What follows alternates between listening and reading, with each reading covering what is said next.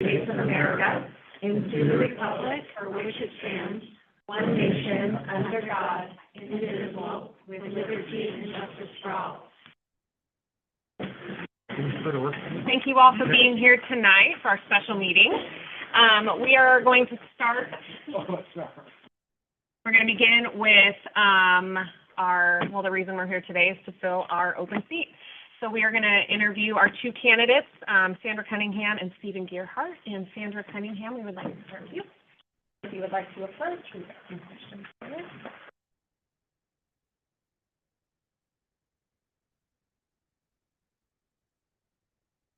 Thank you. If you'll indulge me for a few minutes, I'd like to make a brief statement. I've learned a lot about our city in the last few months. I'm not here to relitigate my case. I would simply like to share what I've learned. In my opinion, the work done by the city manager and the city attorney is sloppy. The opening I applied for was posted with a close date of December 13th at 5 p.m. Mr. Weston is quoted in the Tigard Live stating he expected to accept applications over the weekend. The offices were closed. The application states that the application is to be returned to the city recorder. I learned that the applications are accepted by mail if the mail date is on or before December 13th. Not closed on December 13th, as Mr. Weston wrote on my application. I learned that if I had dropped my application in the city mail slot over the weekend, my application would have been accepted on Monday morning. Neither the application or the vacancy notice provided that information. It has been discovered that Mayor Thompson was using the 11/15 as the published date and for the start of the 30 days. Peter Watts agreed, and all of the councilors attested to it. My application was supposed to be allowed, so I'll be looking for a remedy. This is a pattern, a trend, if you will. Sloppiness is evident in accounting, audits, and vacancy notices.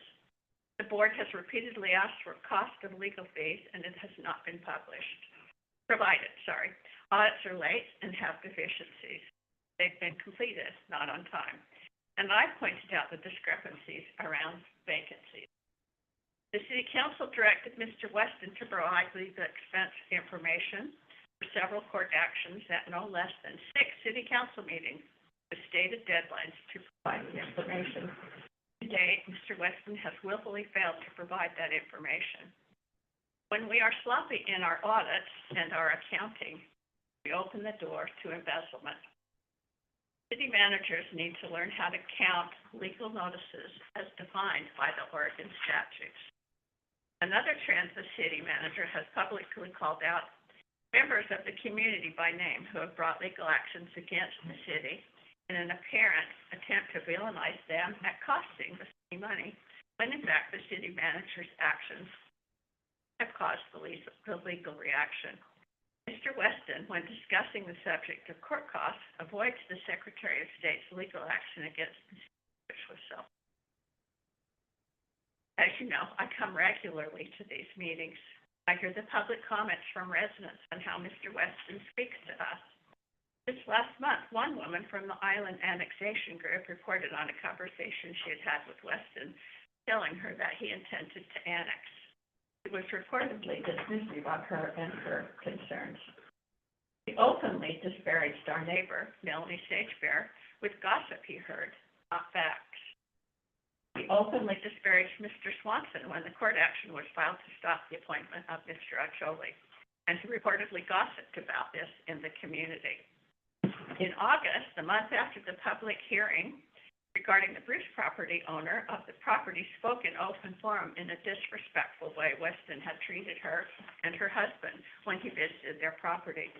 Mr. Bruce asked Weston to leave the property. And then, in the meeting, after the city received notice of the writ, he spoke my name numerous times when speaking of the writ and the city's rising and ongoing legal expenses. A little bit longer. I believe these actions are used to humiliate and intimidate not only me, but other residents who dare to speak out against him. The city was entitled to a prevailing filing fee after the writ hearing. My attorney had already provided $100, but the award was $105. The city attorney refused to accept a credit card from my attorney to cover the extra money, which is normal and customary action. Instead, I was required to come to the city with a check, or walk, if you will, to teach me a lesson. In filing the order with the court, Mr. Harris has referred to my case as improvident actions. Weston and Harris are documenting their smear campaign against me. Has the city council approved this action? And is this who we are? This sloppiness could potentially have more serious consequences than me not prevailing at the hearing. I am thankful we have citizens that are watchdogs for the citizens, because the things the city manager is trying to get away with are appalling. I'm going to weigh my legal options I have, so at this time, I must withdraw from consideration as an applicant for council. Thank you. No. Thank you for your time, Sandra. Thank you. For those that didn't hear, Sandra Cunningham has withdrawn from the consideration for open seat. That's correct. Okay. Thank you for your time. Thank you. Can you not hear me? Thought I was on. Am I on? No?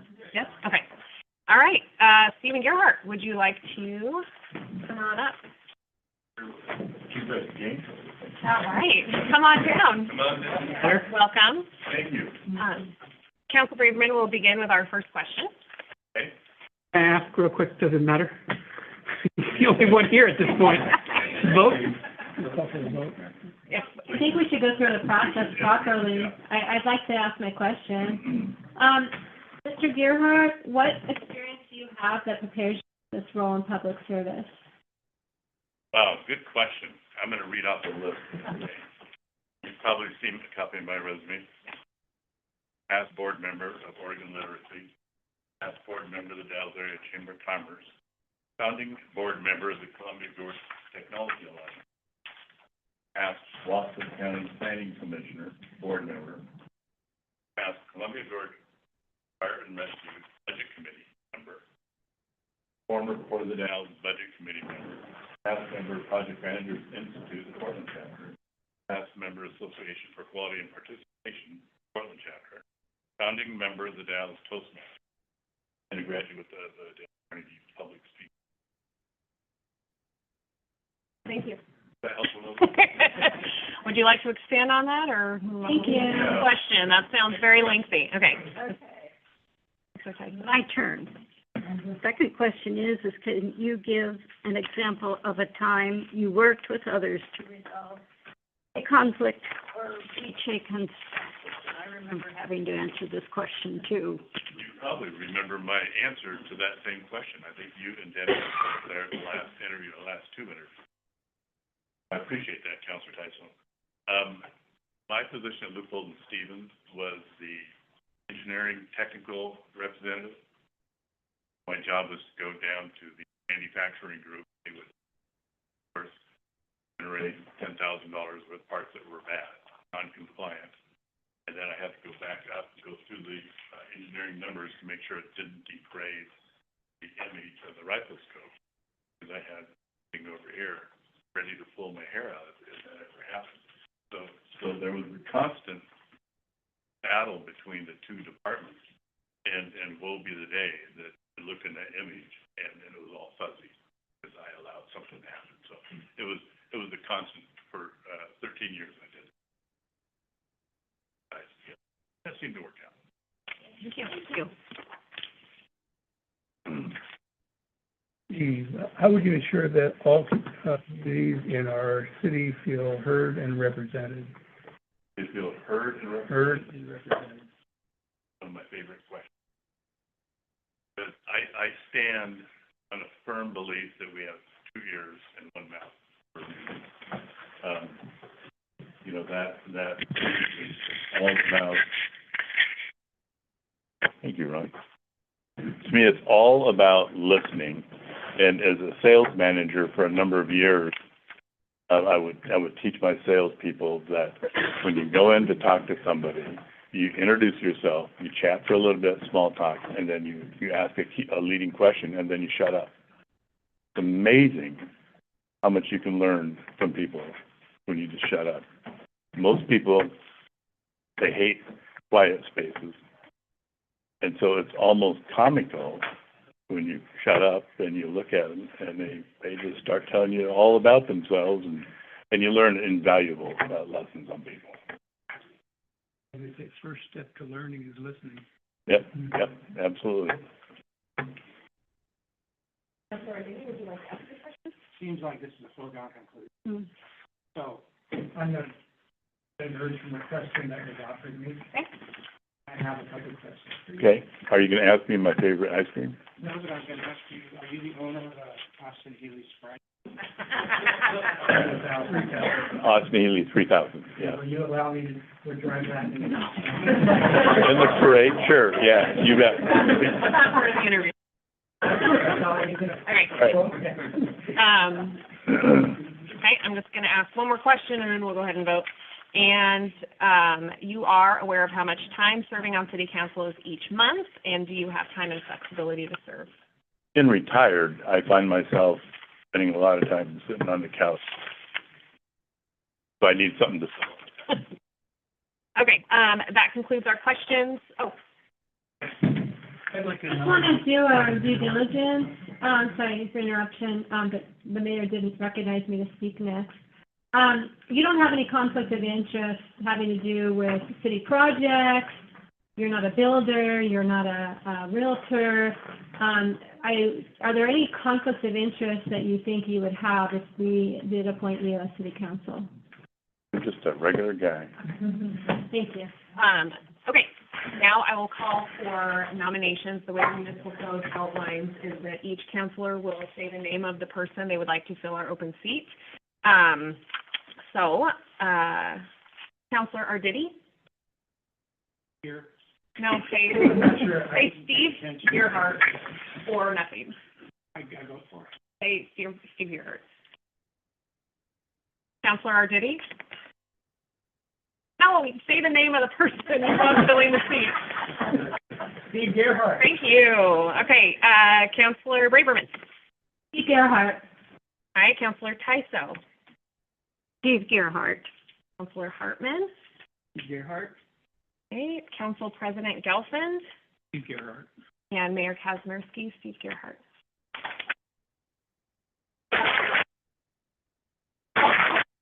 Thank you. Yes. Please swear him in now. Congratulations. Thank you. Welcome. Congratulations. Thank you for being here. Okay. Sure, Mike, I don't want to get you first.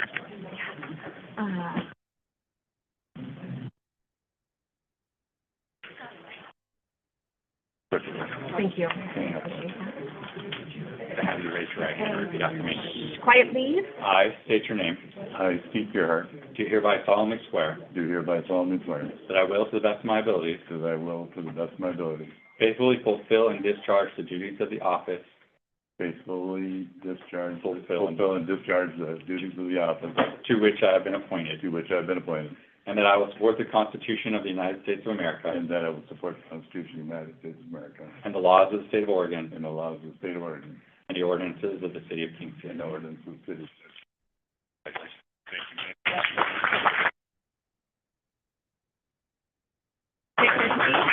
Grab your seat. Okay, moving right along. Our goal is to not be out of here at 9 p.m. tonight. So we are moving to open forum. Open forum is intended to ensure the community has an opportunity to provide input for items being considered on the agenda or make suggestions for future agendas. At this time, the council will be happy to receive your comments pertaining to items on the agenda, with the exception of public hearings, which we're not doing tonight. Typically, we have given each community member 3 minutes. It has felt to me in the past that seems a little bit rushed, so I would like tonight to cap it at 4 minutes. If you do not need 4 minutes, please don't use 4 minutes. But I want to give everyone the opportunity to say what it is they need to say. So I'm going to say for tonight, 3 to 4 minutes with a hard stop at 4 minutes. Do we have a list?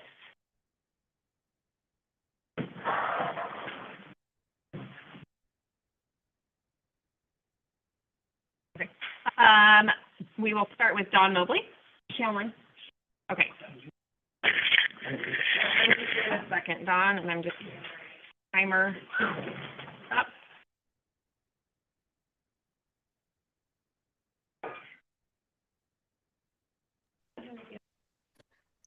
All right, can you guys hear me? Yes, yes, Don. I can hear my feedback. Great.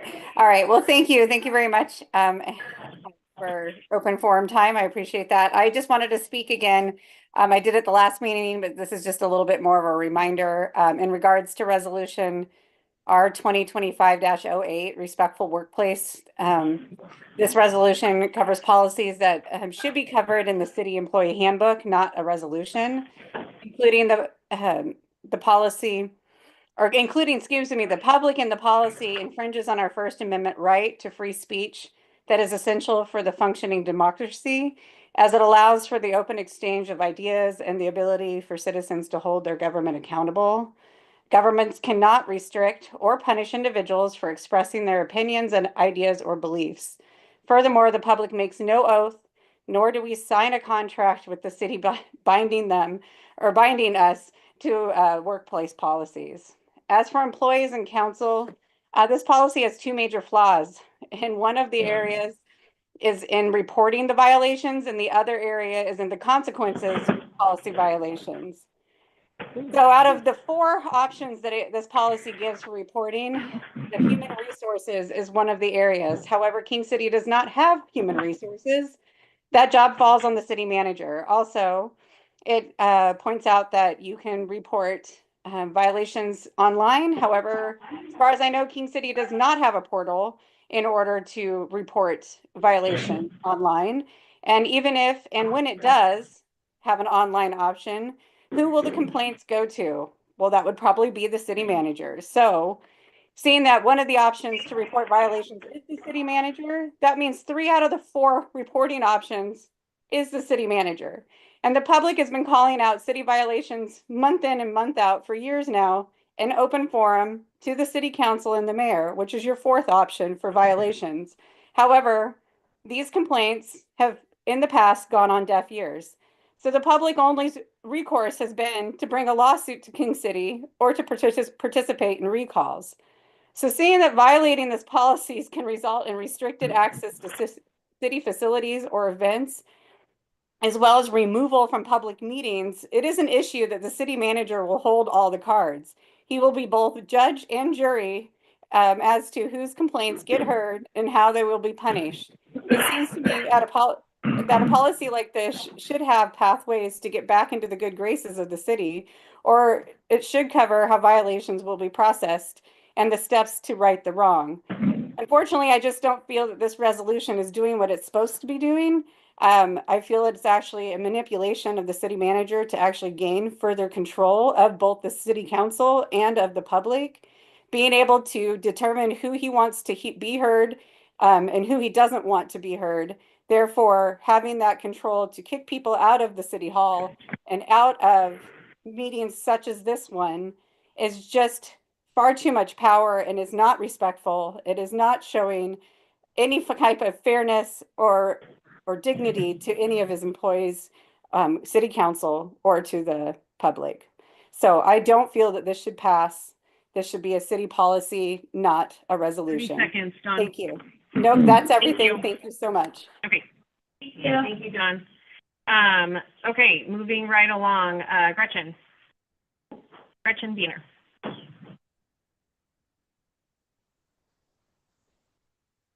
Good evening. I'm Gretchen Diener. I live at 16585 Southwest Royalty Parkway, down toward the bottom of town.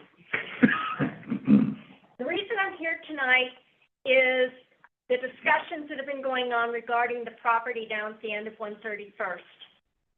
I'm going to recite some history from when I was on the city council in Tigard. The council chose not to buy a small parcel of land, approximately I'm a little unstable tonight. They chose not to buy the parcel. Metro bought the parcel and immediately made it impossible for the public to get onto that property. City council could do nothing about it because they hadn't bought the property when it was offered. The property at the end of 131st is never going to be buildable, etc. But I beg the council to take the property so that the city will have control over it for the future.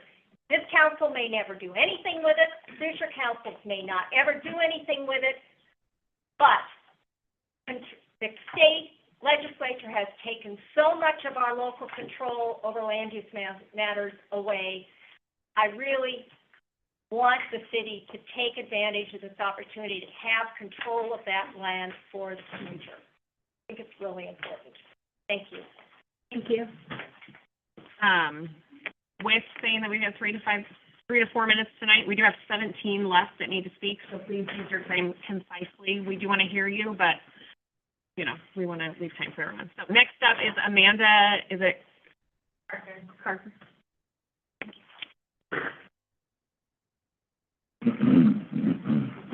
Hi, my name is Amanda Carter. I'm live off 147th in the Kingston area.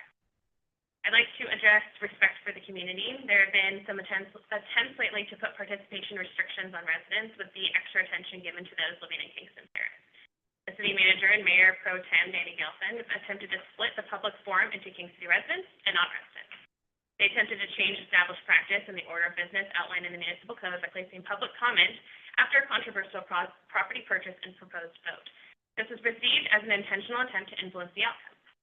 City manager crafted Resolution 2025-08 titled Respectful Workplace. Resolution attempts to restrict his critics' First Amendment rights through intimidation by including language that details such things as body language and tone as violations that could result in discipline. We've heard there is some grumbling about how folks in Kingston Terrace aren't tax-paying residents, so should be ignored. They should be given half the time as residents to speak at the City Council public forum, and they're exerting influence over their cities.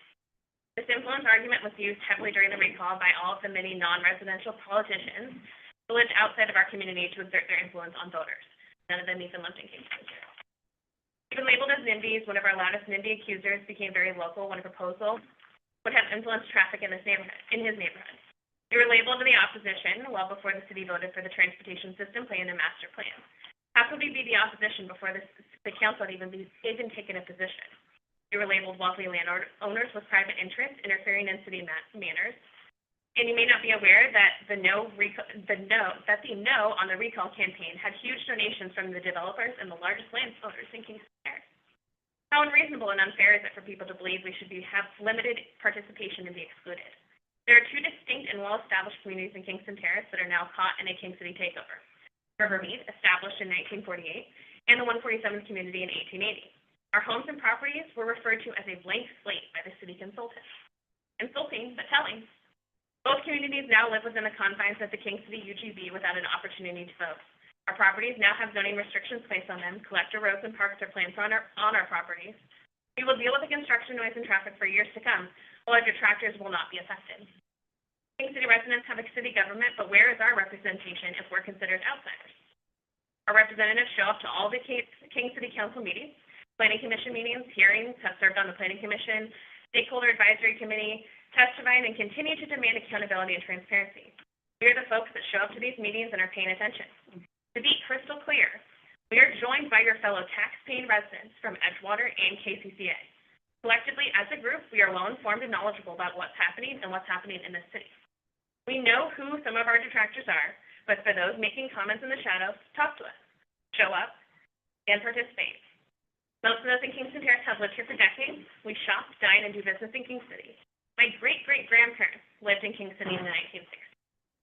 We have and have had members on the Planning Commission. We have friends and family members live in King City.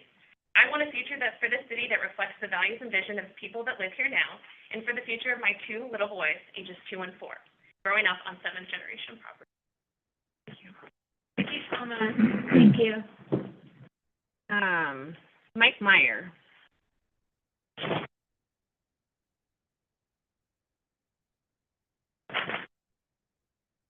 Thank you. Thank you so much.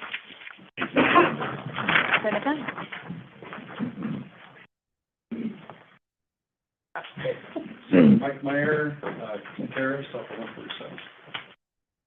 Many of us break the rules now and again. Maybe we tell a fib in order to protect someone's feelings.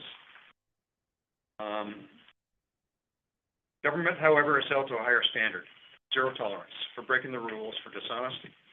Respectful workplace resolution is on the agenda tonight, and I believe respecting the rules, the law, and ethical behavior are paramount principles that apply to our local government here in King City and are not only expected but demanded. King City Manager is responsible for the enforcement of all laws, ordinances, policies, rules, procedures, and resolutions. King City Charter and the terms of the employment contract mandate it.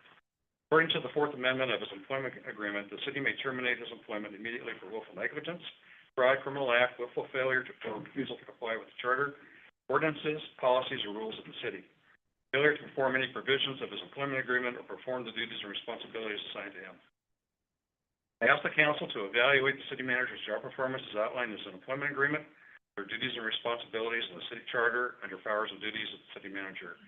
I ask you to consider any inappropriate and unlawful actions he may have taken in the execution of his duties and responsibilities. I ask you to consider the ethics guidelines established by the city and by the professional organization I believe he belongs to, the International City County Management Association, ICMA. I also ask you to consider the circumstances surrounding the admitted employment agreement he entered into with the city, described by he and Mayor Pender as not in the best interest of the city and a conflict with the city charter. Once all things are considered, the city manager fulfills his responsibilities to the city and citizenry lawfully and ethically. Performance evaluation. I recommend the city council evaluate the city manager's performance. This is an excerpt from section 6 of the city manager's employment agreement that establishes compliance review.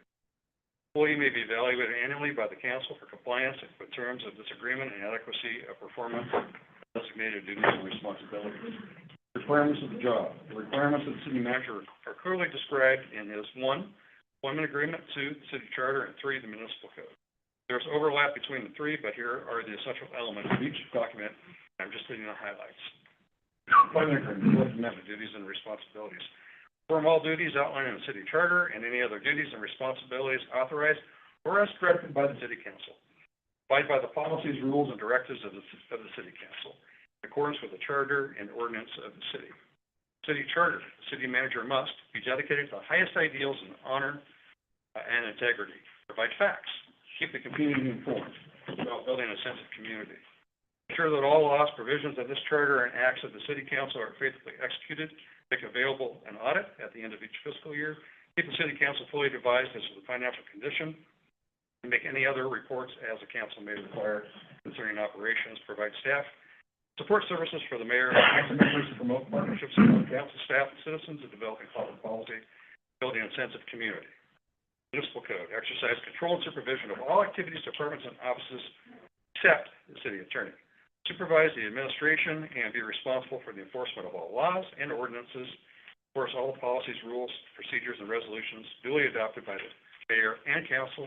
Prepare and submit to the mayor and council financial and activity reports and such other reports as may be required as desirable concerning city affairs. Respectfully, to you on council, my respect for the King City manager is eroded to the point that I don't have any. Mr. Weston, I'm sorry if this upsets you. How many other people are here to attack Mike? Because this is starting to get ridiculous. I understand everybody has opinion, and I want everybody to have their time to speak, but this is getting exhausting to hear everybody just beat up Mike every week. And if he was one of my employees, which he technically is, but if we're, this would not happen. Why is it happening? Hold on. I don't know. I'm just asking it. Out of order. Okay. They're allowed. Don't pay me first. I'm not your kid. They are allowed public comment. I'm just asking. It is their turn to tell us, they are allowed to voice displeasure. And We are going to listen. And I have a right to voice displeasure of them abusing our employee who we haven't decided to do anything with. We're not doing that. You're violating our First Amendment rights. I'm not. And you're opening up the Okay. city for possible We're going liability. to actually continue through public comment right now, because that's what we're doing. Dean Blair?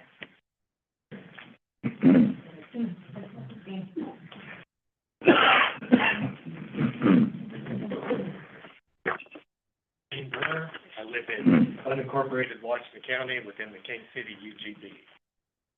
I'm going to have to ask you all to use your imagination. Picture me with a full head of hair. Hello.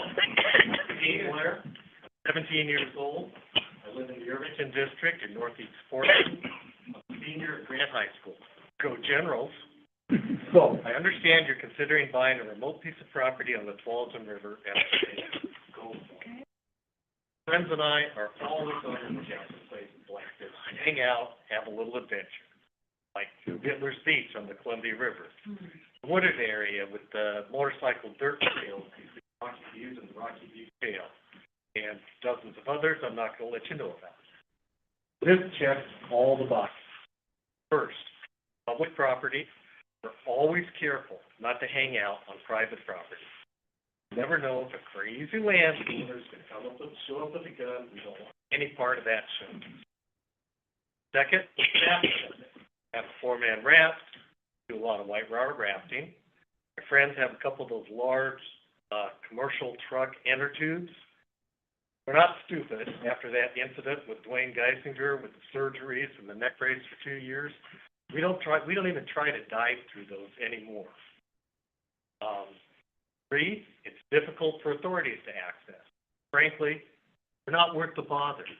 I mean, we're good kids. Not hurting anyone, we're not destroying stuff, not taggers. You guys are idiots, losers. 4th, the area is wooded, so we can stash any alcohol we happen to get a hold of. I'm going to tell you, I'm a gymnast. A lot of my friends are too. We're always looking for places to launch into the air and start flipping. I love doing a 1.5 forward flip into a dive into the water. There's a dock, or a cliff, or a log sticking out of the water, or a branch overhanging the water, or a bridge on site, I'm all over it. So, we're going to show up with a rope, a couple of machetes, and a shovel, put some amenities on the property, a rope swing, a mudslide into the water, fire pit for the campfire, and as we always say when we're thinking of crazy stuff to do, what could possibly go wrong? Which always gets a laugh. Thank you. Years go by. Dean Blair, I'm pushing about 70 years old now. I have several reasons I would recommend not buying the property on the Tualatin, but I'm only going to focus on one here. I actually have several answers to the question, what could possibly go wrong? I'm all in favor of creating attractive nuisances for teenagers to have some fun. They need that. As adults, we need to be able to provide a backup if something goes wrong. That 911 call comes in from your new property. What's your emergency access? No direct road to drive in on, no emergency King City helicopters, no emergency boat and trailer. So, in any case, I would recommend not buying the city property that you don't have emergency access. And one last thing, because I know a few of you are wondering, the answer is yes. I can still do a 1.5 foot off the diving board at the Tiger Pool. Go Old General. Thank you. Thank you so much. Janet Black?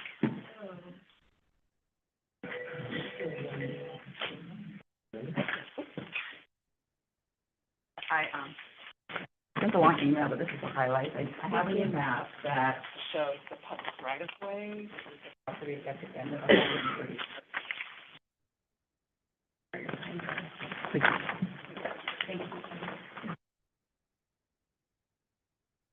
And it's Deb, going to serve the time this meeting. Is Deb not coming in? Thank you. Okay.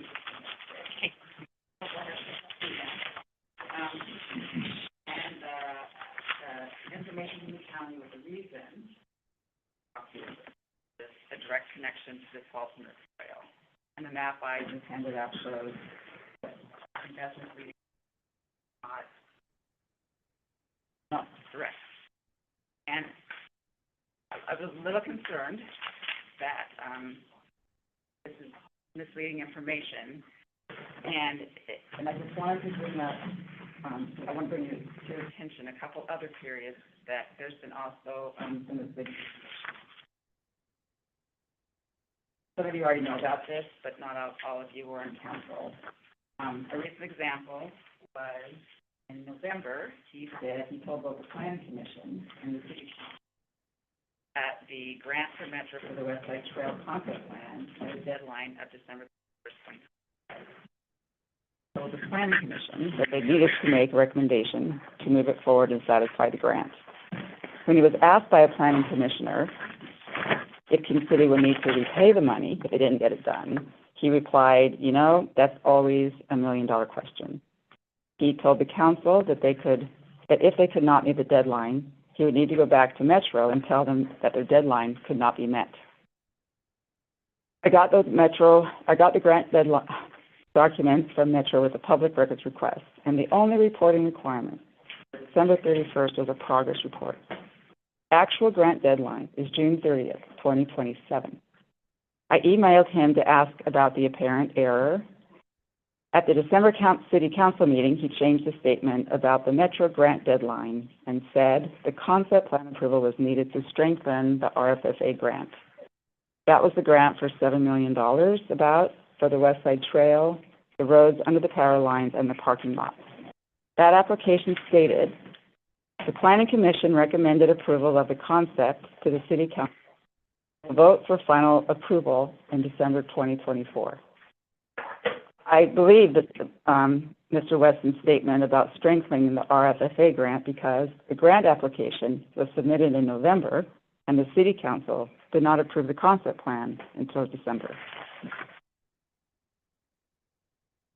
The grant application also included a statement that property owners are amenable to selling the necessary rights-of-way to the city.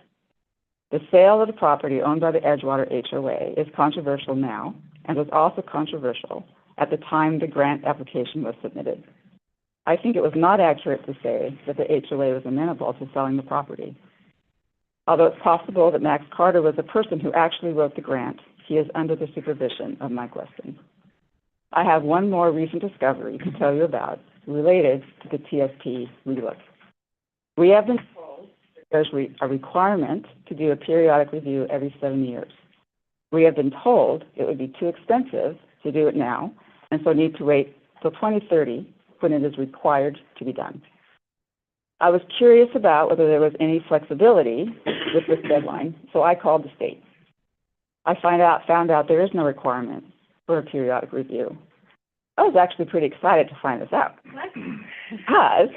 Plus I got some other information about doing an interim update.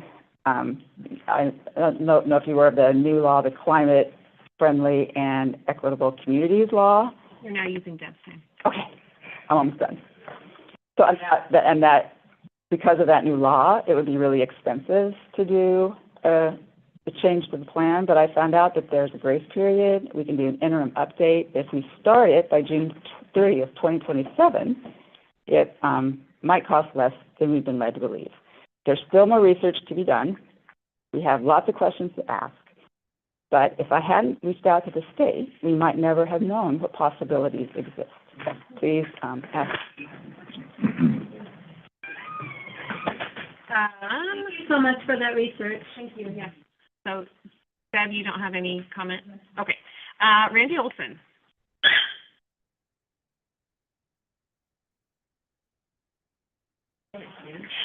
I like that. All right. That's fine. That's fine. Okay, Randy, your time starts now. My name is Randall Olson, and I live in King City. Good evening, Mayor Kuzmierski and council members. I have 3 comments pertaining to items on tonight's agenda, and I'll be very brief. Regarding Resolution 2025-09, I strongly support this resolution committing to voluntary majority annexation and confirming the council's position to avoid island annexations. Our town shouldn't forcefully drag members of the greater communities to be brought inside our city limits. By occasionally providing emergency services and negotiating any voluntary annexation, King City is being a good neighbor. I encourage the council to vote yes on Resolution 2025-09. And that resolution kind of ties in with Resolution 2025-07. I oppose this resolution authorizing the purchase of said property for $70,000. If this purchase is for the purpose of creating an island annexation, the resolution should clearly state so. And to not identify this purpose would be misleading and undermine faith in government. Also, this purchase is unnecessary to achieve the identified strategic goals, as the property is already owned and protected by Washington County. If possible, I'd like to see these funds instead be used to repair roads in Edgewater community or to amend the TSP. And I'm certain other community members have other priorities this $70,000 could be used for. And one last thing regarding this proposed land purchase, if this is a valuation of an acre that is difficult to access and located in the floodplain, then the valuation of the Edgewater HOA's much more useful property should also be at least $70,000 per acre. I encourage the council to vote no on the resolution 2025-07. And lastly, resolution 2025-08. I would summarize my experience serving on the King City Council as being disappointing and frustrating. It was frustrating that I wasn't able to accomplish more for our community. It was disappointing that some were quick to dismiss many community members' input, labeling them as the opposition or just a bunch of rich landowners, implying their opinions and concerns didn't really matter and could or should be ignored. Before serving on the council, I started showing up at city council meetings and eventually got to know many of these people of the so-called opposition. They show up at all these meetings, provide valuable testimony, and write detailed letters. They are well-intentioned, honest, hardworking, and they are very well informed. Their work is an excellent example of what community involvement is all about. I support Resolution 2025-08 to ensure that all members of the public are respected and treated fairly. I encourage the council to vote yes on Resolution 2025-08. Thank you for your time and consideration. Thank you, Randy. William Bork?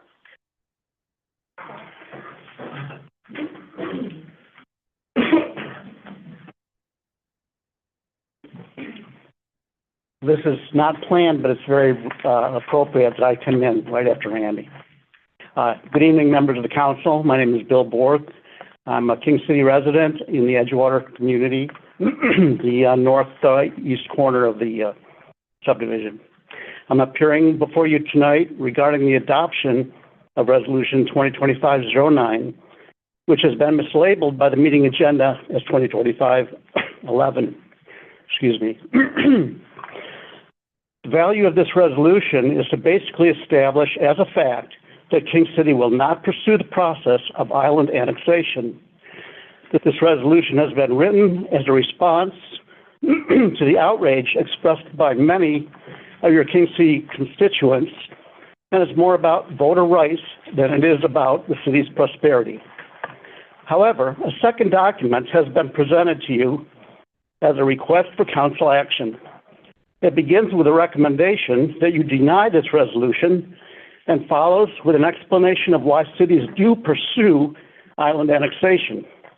Of course, this explanation has to do with tax income, and in principle, this recommendation negates the intent of the resolution. It is inferring that the values of the citizens are irrelevant and that if they don't voluntarily agree to annexation, that their values should be bulldozed over by a forced island annexation in the name of prosperity. Prior to this resolution being written, we already understood the financial motivations and are confident that the council concurs that it is the voters' representation that is at the heart of this matter. Reiterating the fiscal impact only confirms and validates the importance of this resolution. Once adopted, it will stand as a statement of the council's integrity toward representing the value of the voters. As a suggestion to strengthen this resolve, I suggest that the sentence, whereas City Council wishes to reaffirm their position to encourage voluntary majority annexation, should be revised to state, whereas City Council wishes to reaffirm their position to only pursue voluntary annexations and not pursue island annexation. And finally, in Section 1, King City will only pursue voluntary majority annexations, and Section 2, the Council of King City commits to not pursuing island annexation. Thank you for providing me the time to express this concern. Thank you. Nikki Jordan.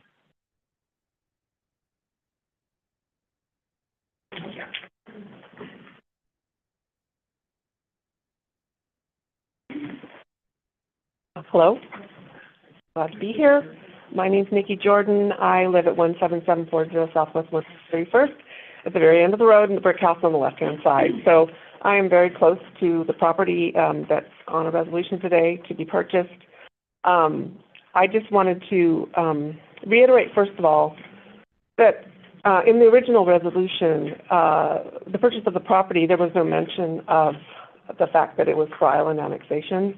And I then was, I came to a meeting to state that I, in fact, heard from Mike Weston in 2022 that that is what he planned to do with the property. So that made me want to come here and want to make sure that the real purpose was stated. And I'm glad, because what's happened is everybody's learned about that. And Mike has subsequently shared with everyone that that was something that was going to happen with this. So now we know what's going on. I think it's fair to talk about the property itself and why it's not a good idea to purchase the property. It is literally, it doesn't have any easement rights to it. If you look at the maps, there's no easement, so you have to trespass to get onto it. There's no access to it at all. It is just an acre that nobody wanted. I can remember 25 years ago, people coming to try to look at the property. Was for sale, I think for $30,000 or something like that. And people would come and ask me about it. How do you get back there? And I was like, you can't get back there. There's no way to get back there.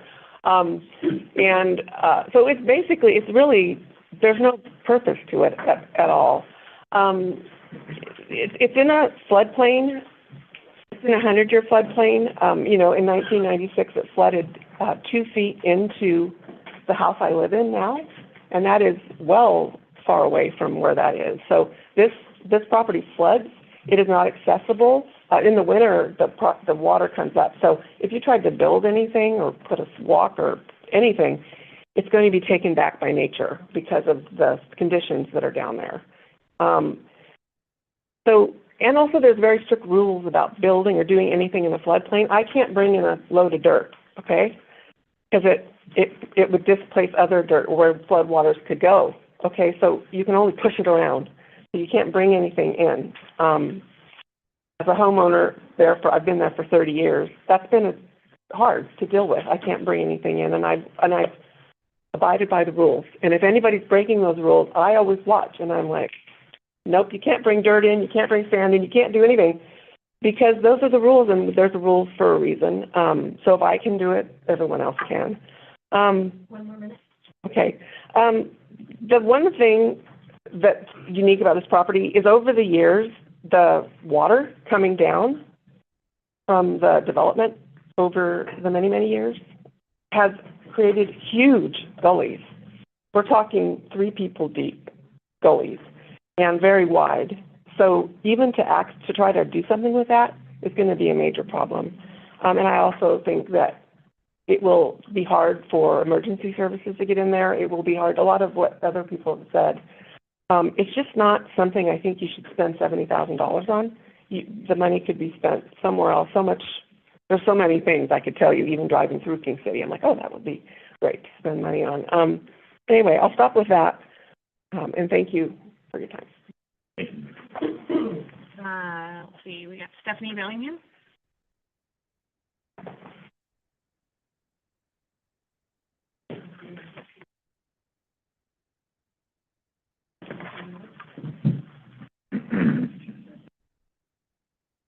Nikki just said what I was going to say. And I mean, that's really true. Is it possible there are really more valid reasons to not purchase this 1.06 parcel than there are to purchase it?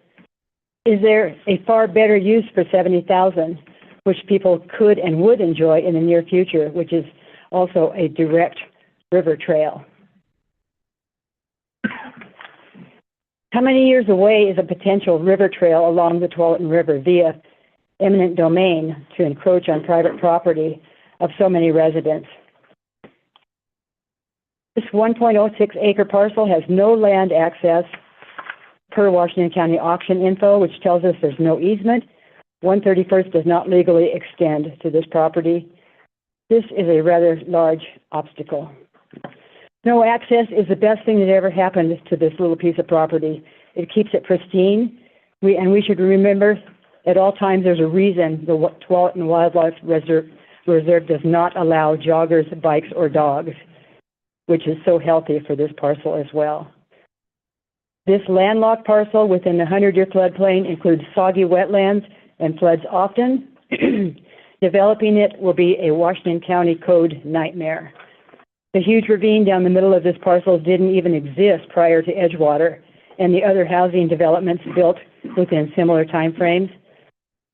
It formed when farmland became housing, thus creating the large amounts of water runoff coming down along 131st, and as a result, it now has a very important use which cannot be legally eliminated.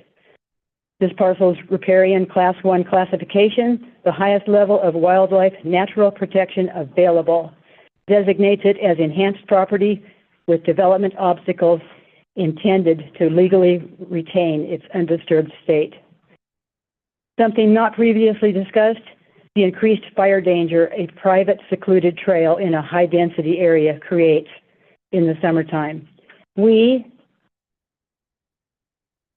as homeowners who live next to King City Park, pick up beer cans and cigarette butts from the teenagers who use the crude dirt trail next to the river access within the park. This is a real scenario which does exist. Our only concern is fire, and that's a huge concern in the summertime. 4th of July, we stay home. Please try to envision the King City Park current boat ramp on the West Side Trail end of things, and a trail which runs alongside the river and connects to the other side of the park where this dirt trail is already there on the east. This concept has so much to offer. I can picture picnic tables. One more minute. I can picture picnic tables to encourage eyes on the area, and much of the wildlife along this section of river is already gone due to the dogs and bikes, so no problem there. What a great place to spend $70,000. Please save our one-of-a-kind rural neighborhood at the end of 131st by voting no on the purchase of this parcel, which was always about annexation and never about a direct river access trail with absurdly, absolutely nothing to connect to. Thank you. Lisa Sabini.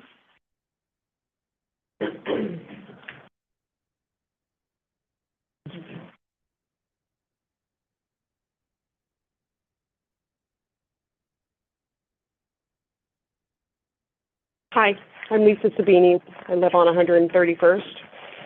Try not to spend my 3 minutes repeating everything that my neighbors have said, but yes, Washington County has confirmed that the property is not accessible, the easement doesn't go all the way down.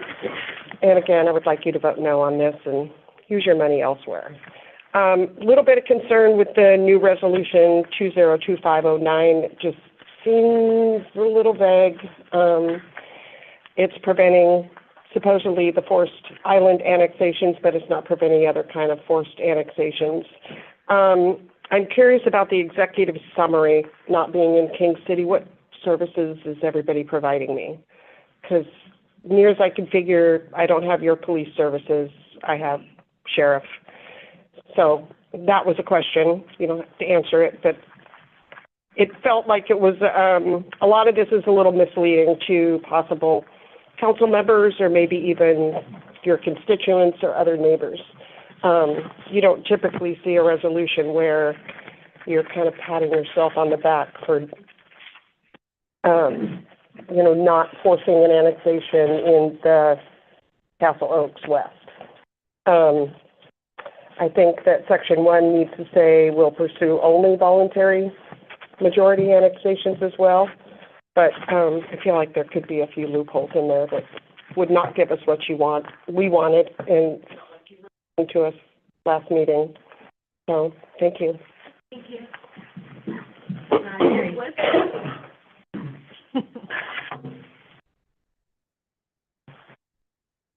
Gary Woods, King City. I've lived in King City 6.5 years, and my parents lived in King City for 17 years. I have a bunch of things written down here. My neighbors have said most everything. I would just like to say that I was pretty excited to see the resolution on there tonight, and then disturbed when I looked at it more closely and saw that it wasn't what you all asked for last time. And I would really like for you to change it, make it what you had said that you wanted last week, or it seems like last week. Yes. Because there's a bunch of resolutions on the agenda. Oh, yeah, I'm sorry. Yeah, the annexation resolution, I thought, well, that is great that here it was. And then when I looked at it more closely, I saw that it wasn't what you all said you wanted, and I thought that it would be better if you pulled it back and got it the way that you wanted it. And on the land, I agree with my neighbor Randy. We live across the alley from each other, and spend the $70,000 on something else. And if you want to give more money for something else in the city, it would be better, I think, than to spend it over there. Thank you so much. Kathy Stallkamp.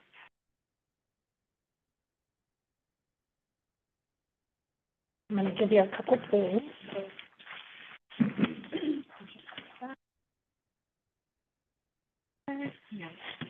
I could only put 3 maps, so share those.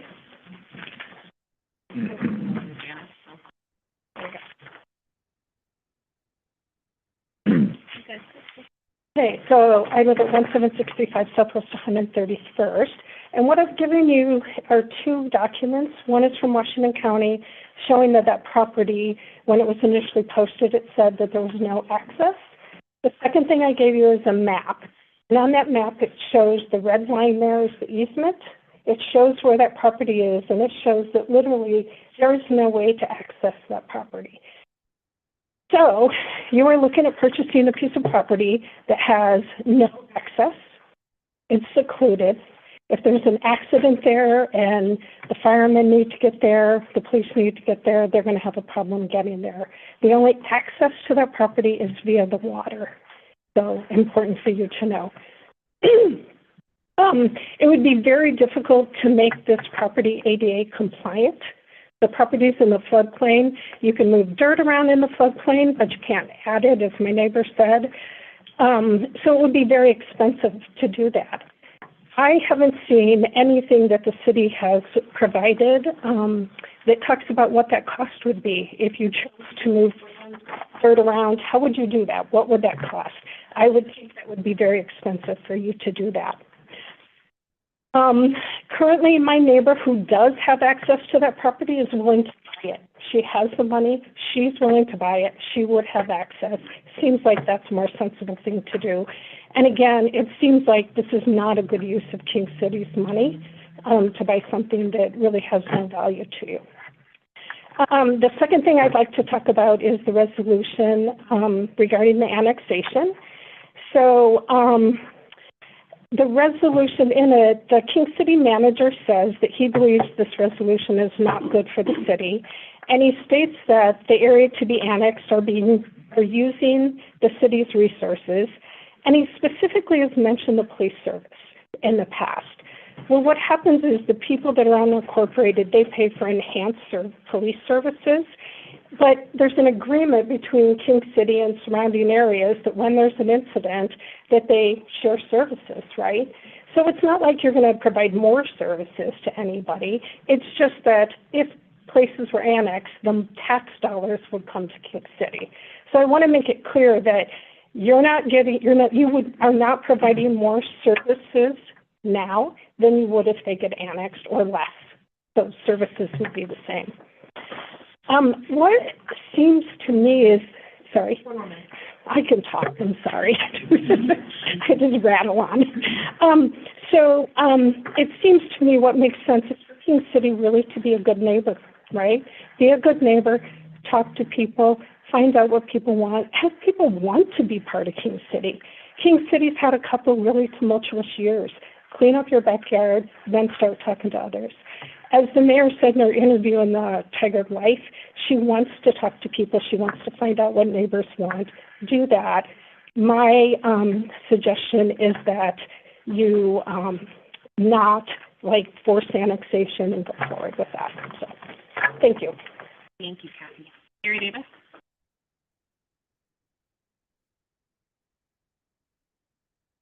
Hello, everyone. Hi, Gary. Go. A second.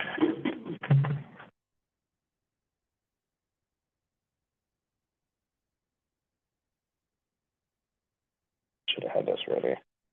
Guys, brushed over from.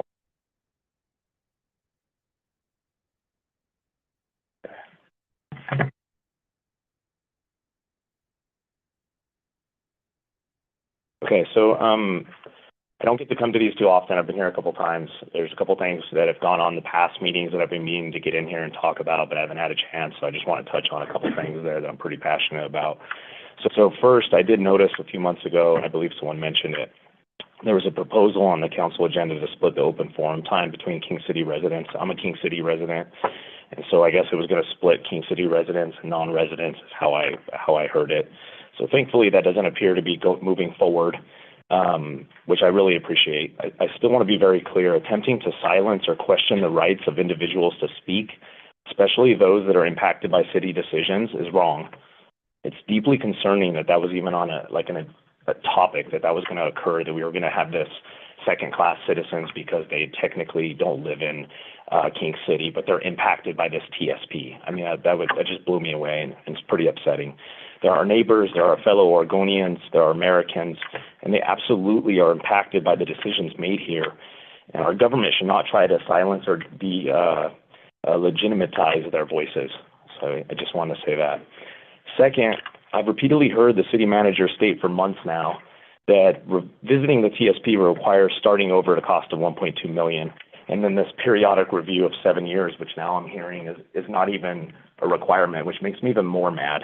And the biggest problem I have with that is that it shifts the blame onto the public, that it's like our fault that $1.2 million was spent, when in my opinion, the city did not fully engage with the full community. And that rests with the city. That does not rest on the public. That is not $1.2 million that the public messed up. And accountability should not be deflected back to the citizens. So I just have to say that. And then, I've lived here for 4 years, and I've spoken at these meetings for a couple times. I've asked for deeper engagement with the public. I've called on you guys to revisit the TSP. And often it feels like it just falls on deaf ears. I don't even know why I come here. I don't know why I move to this city sometimes. And, is this the kind of community we want, right, where people don't even want to live here, And so then when I actually think back on, what are the constants in this whole process that I've been coming here for 1 year? And there's two constants throughout this process. The city manager, who in my opinion continues to push forward his own agenda, and the growing sense of community disenfranchisement, right? The city council's all new. I have faith in you guys. I really do. I've lost faith in the city management a long time ago. But, I see these new people here. I don't know all of you, but something has to change. People should be listened to, not just, let me take that back. We should not just be listened to, we should be heard. I feel like everyone's getting listened to, but I don't know if everyone's being truly heard. And I just believe that a new direction is needed. I believe people should be listened to. And, I just ask you guys to please do something different. That's all. Thank you.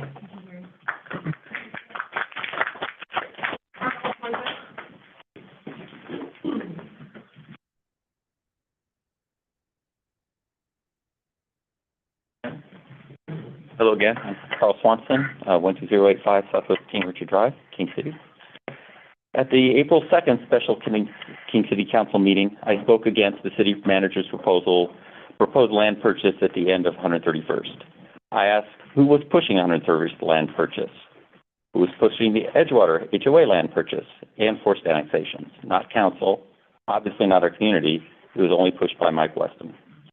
Purchasing land on the 131st and the Edgewater HOA and forced annexations are not the only thing that Mike Weston was pushing. During the October 16, 2024 City Council meeting, while I was a candidate for City Council, Mike Weston told City Councilors that I had been arrested for stealing campaign signs. That was a very serious accusation, was actually a lie, that he was recorded saying during a council meeting while serving as city manager. Mayor Thompson stated that Mike Weston had discussed his accusations with her before the council meeting. Mike Weston is recorded during the meeting telling council, quote, "We're aware there was a criminal arrest for criminal theft," end quote. I was never arrested. I've never been arrested in my life. The Tigard Police reported recovering advertising signs that had been removed with other litter as when I was a volunteer during multiple roadside cleanups over the summer. There was never any campaign sign recovered because no campaign sign was ever removed. There's a photograph of me posted alongside Washington County Sheriff's deputies and other volunteers with our pile of collected trash, and the photograph clearly shows only included advertising signs that were found illegally placed and had been removed. At one point, Mike Weston is recorded during the meeting verbally confirming the accusation against me were, quote, campaign signs. I even had to call council candidate Gretchen Buhner and threaten her with legal action to stop spreading Mike Weston's lies that I had been arrested and that I had stolen campaign signs. The orchestrated attacks on me were humiliating. Mike Weston was recorded telling councilors during the meeting, quote, he was cited for criminal theft. It's in the record. There's no doubt about it, end quote. A couple of days after the council meeting, someone contacted the publisher of Tigard Life to get him to run a story about me stealing campaign signs. When Mike Antonelli called me, I explained that 1, I was never arrested, 2, there were never any campaign signs involved, and 3, I was a volunteer that only picked up trash and illegally placed advertising signs from the public right-of-way.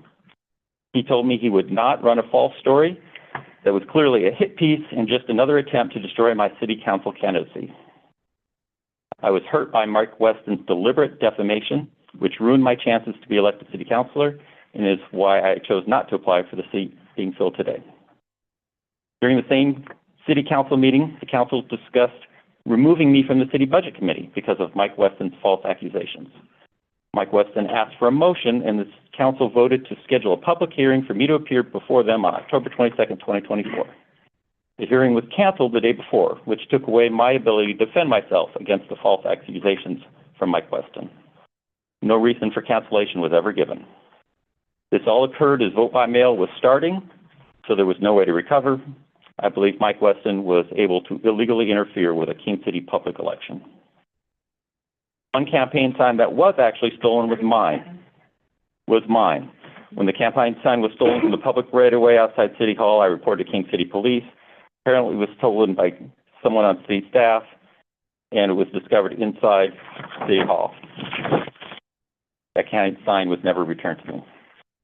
I heard you all give clear direction to the city manager on April 2nd for annexation resolution 2025-09. Unfortunately, it looks like, once again, Mike Weston did what he wanted, writing his recommendation, summary, and impacts in a veiled attempt to convince this council. Sorry, Carl, your time is up. Let me finish your sentence. Veiled attempt to convince this council or future council that to try to repeal this resolution in the future because he thinks his city plan is better than yours. Thank you. Rachel Agar.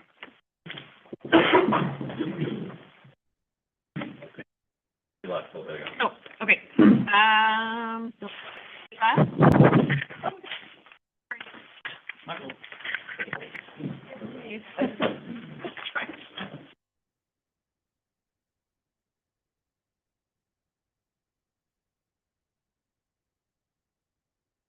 Good evening. I'm Viva Gaylor. I live on Beef Bend Road. I also have a history in Oregon. I'm a granddaughter of the mother of Oregon, Tabitha Brown. So I have seen a lot of change in Oregon. My grandparents also had their 50th wedding anniversary in the King City Community Center Hall. I also am on the King City Budget Committee. And there has been a few statements that have been false tonight. The money for the $70,000 is coming from the Park Fund. The Park Fund can only be spent on purchasing land or capital improvements. Quite a few people said they drove around and said, oh, it'd be nice to spend the money there. It can't be done. It can only be used for purchasing land. At one point, that land did have access because it was used by King City to filter their sewer before it went into the Tualatin River. 50 years ago, I worked to get that off, water going into the Tualatin River to get the clean water services that's known now, then it was United Sewer Agency. At the time, I had papers signed and I had to go see Mr. Cruz and he had a pet coyote. And I don't want to waste that. effort of having to look at that pet coyote and get papers signed from crusty old Mr. Cruz. And I also want to also counter one other point that 8 years ago, I went to Mike Weston and said, I've worked on that property for years to get it, back when. What are we doing with that? What's happening? And he said, well, it's owned by Washington County and we'd like to buy it. And I said, Mike, I would like to go forward on that. I would like to help you on that. I volunteered for the budget committee. I have for 8 years to work on this very project that I worked on for 50 years. So it's not coming from nowhere. People used to work out there. Admittedly, right now, Washington County doesn't have the easement. There is no plan to move it. It's just a plan to buy property. And as we grow more houses, our park fund is going to continue to grow. Right now, we have $500,000 in it that we don't have anything to spend it on. And it would be a real shame for some of your grandchildren and children to say, boy, did they screw up when they didn't buy it for $70,000. Somebody's going to buy it. Obviously, it has value. The neighbor wants it. So I think it should go back to King City, who has used it along. The resolution has not been voted on, and there are a few people on the council that will remember that I turned that question into Mike when they had candidates for it to ask about that very property. Thank you, and I hope you consider that, and consider that I have spent years on it, and it's not in your pocket. Thank you. Thank you. And lastly, we have Carl Livingston.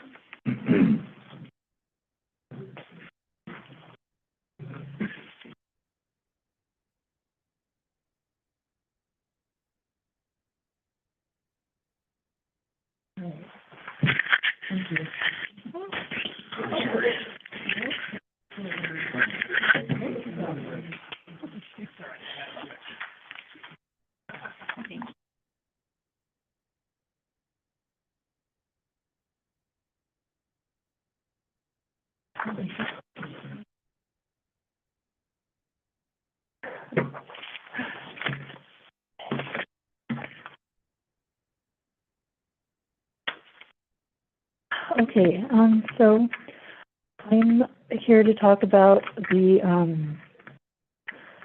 a certain issue, and I'll go ahead and just go into it.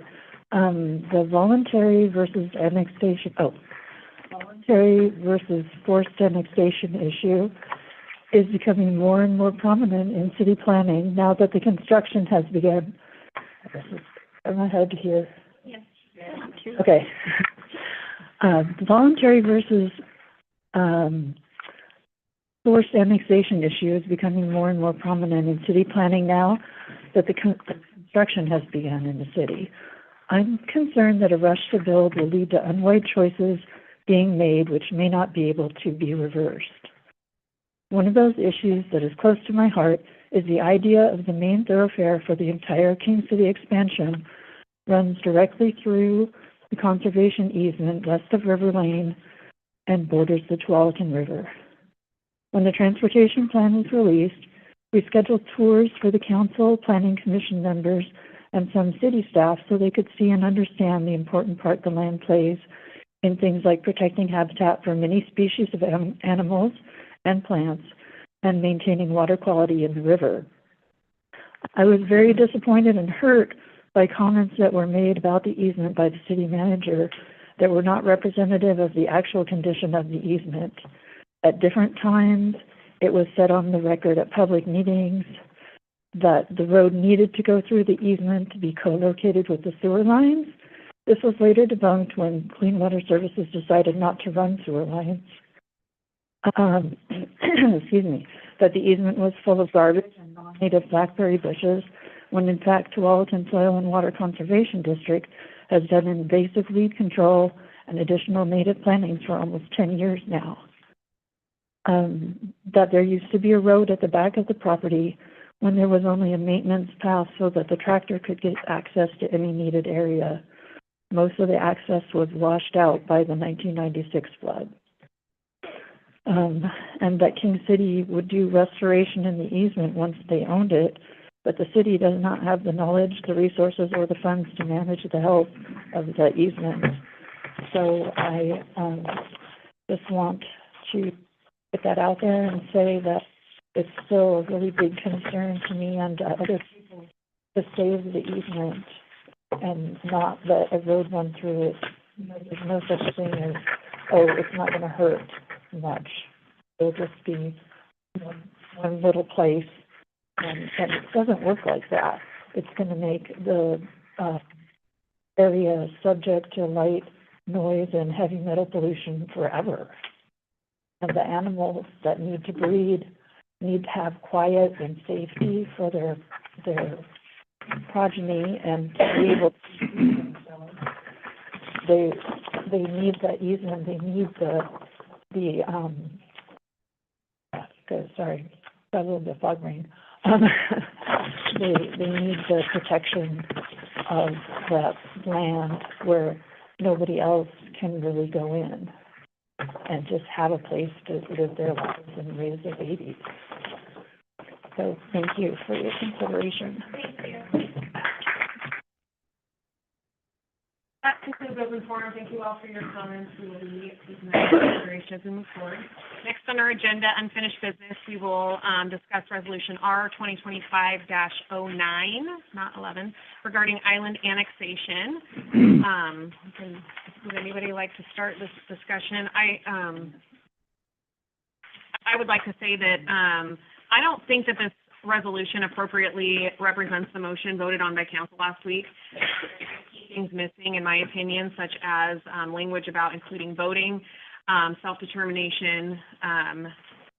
The executive summary makes it sound like we are against annexation completely, and that's not the case. This was against a forced annexation, against island annexation.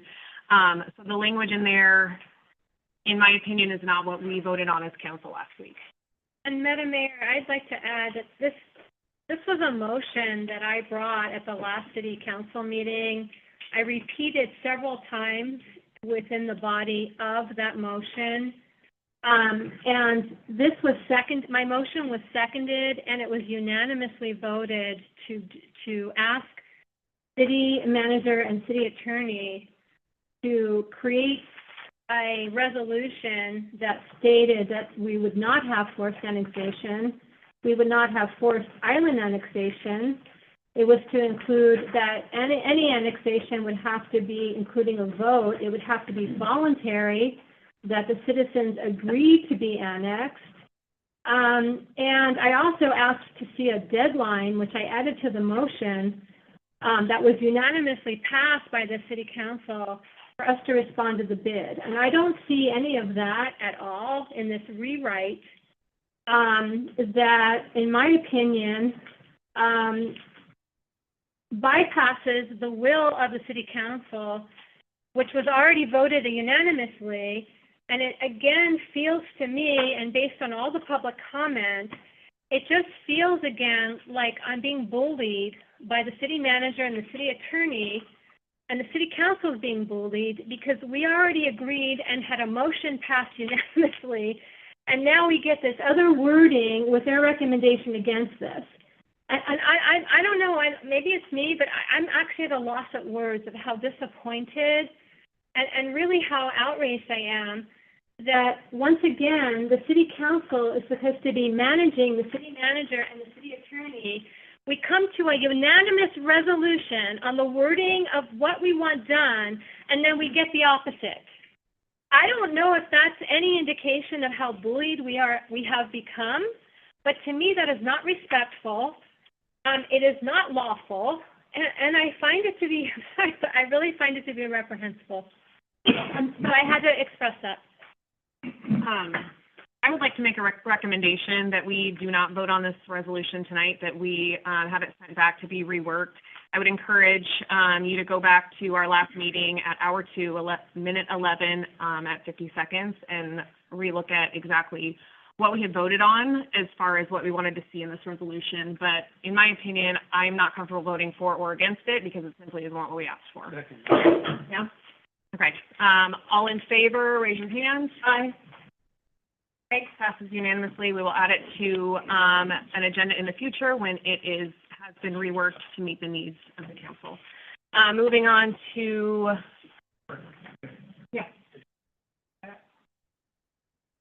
motion by, yes, sorry, yep, I made motion by the mayor, second by council president.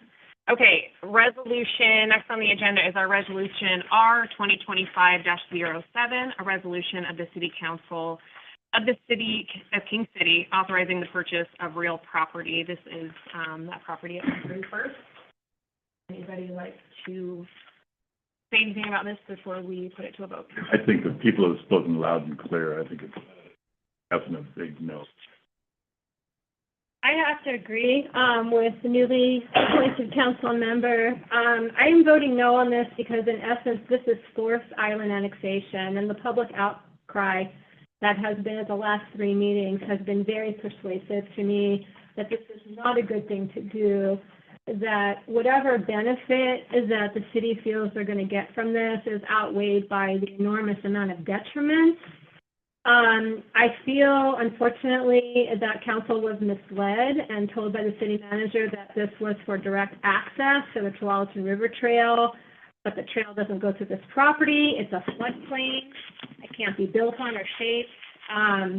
It is forced annexation. Everybody has agreed to that, and I would like to see the $70,000 go to something that the budget committee would agree that it should go to, but it should go to something much more useful.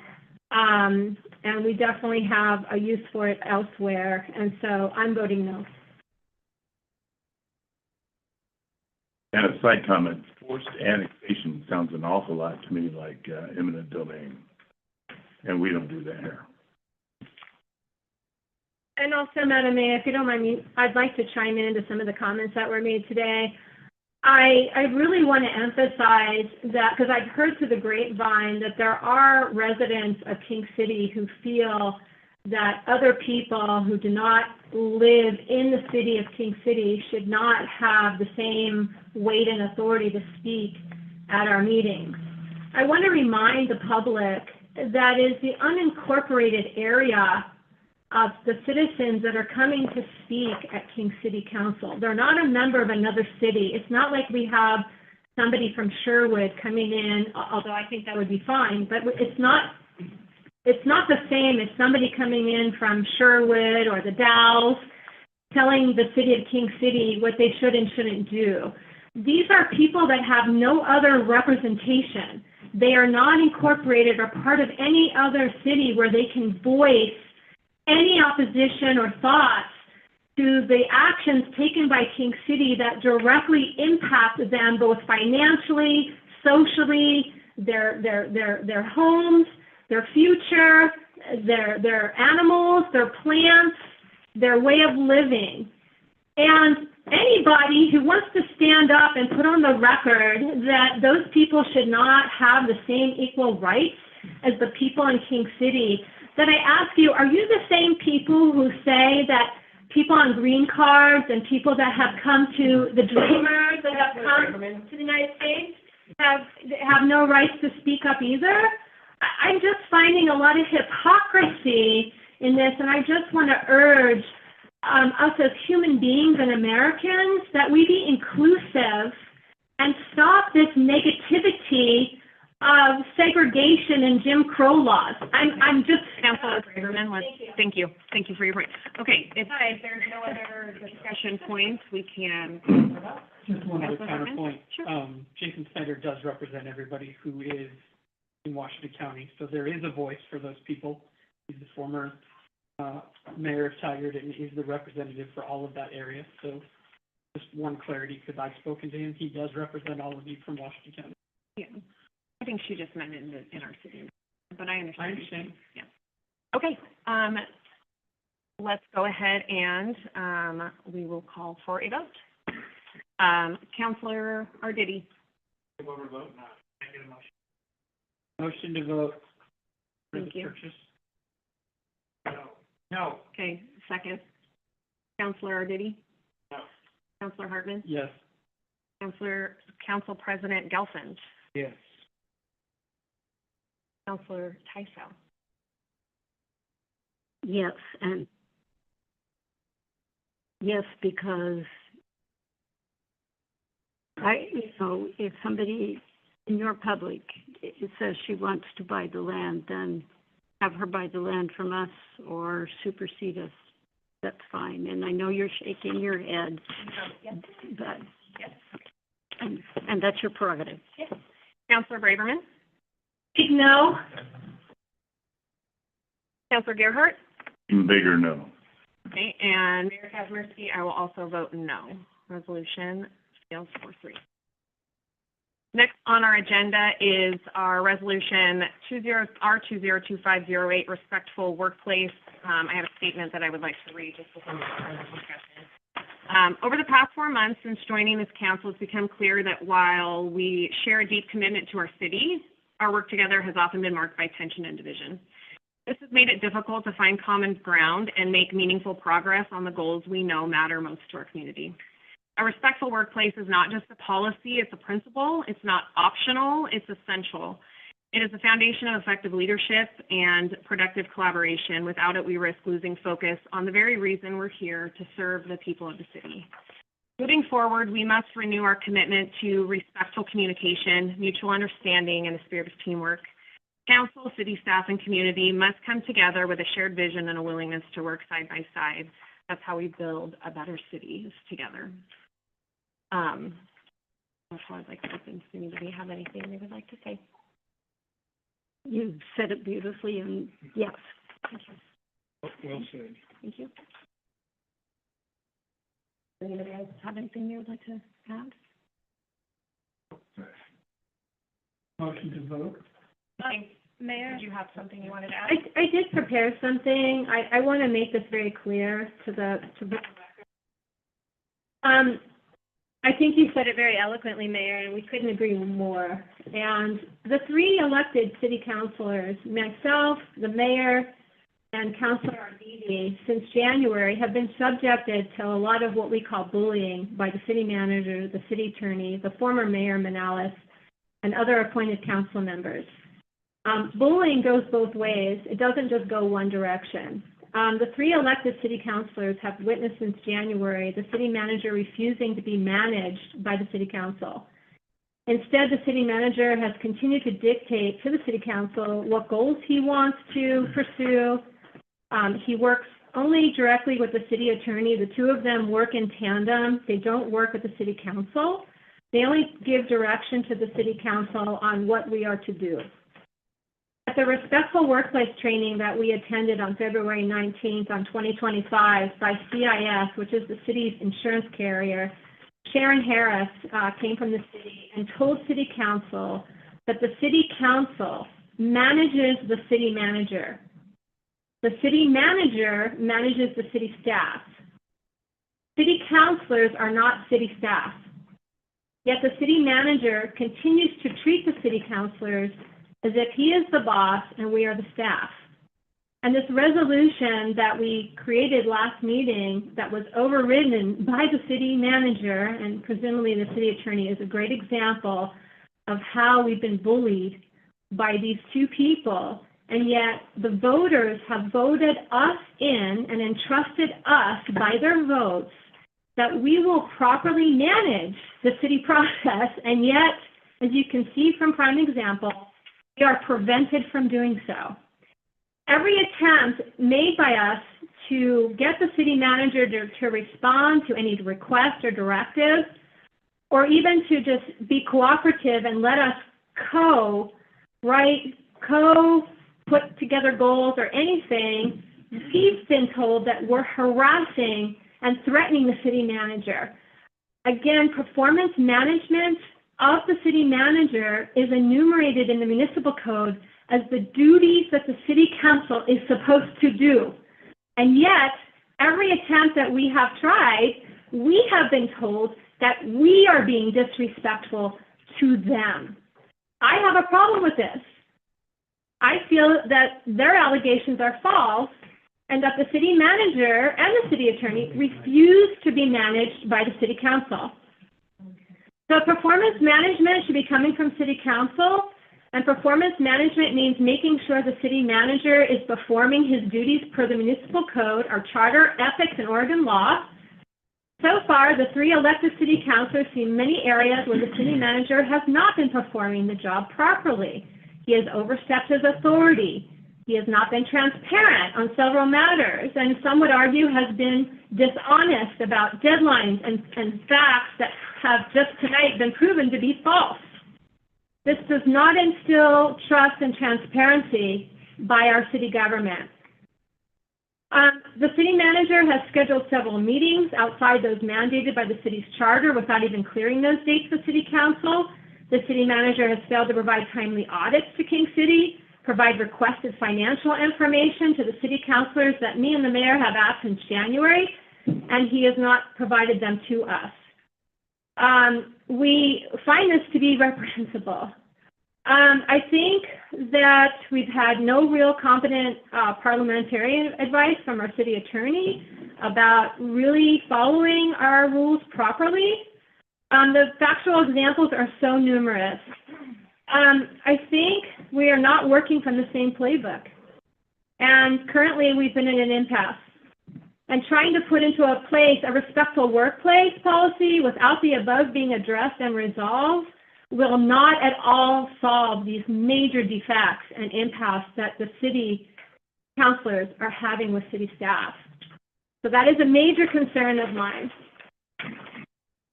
The recommendation of Sharon Harris, again with the city's insurance company, when the 3 newly elected councilors discussed with her our major concerns, she opined that we should hire a mediator and a neutral third party and discuss getting a neutral attorney who is an expert in parliamentary municipal law and to help us resolve this impasse that we have been dealing with since January.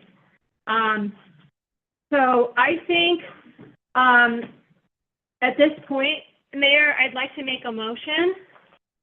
And my motion, before we vote on the respectful workplace, is to place the city manager immediately on paid administrative leave, pending a full neutral investigation into his performance regarding his power and duties as set forth in our municipal code, our charter, Oregon laws, and Robert rules. I'll second that motion. Point of order, I believe there was a motion on the table first. There was no motion yet. We were Was just, I made it? there was no motion or second. We were just discussing the respectful workplace. I had made a motion to vote for, just to be clear.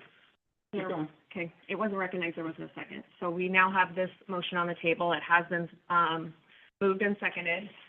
Now is the time where anybody can feel free to discuss your thoughts.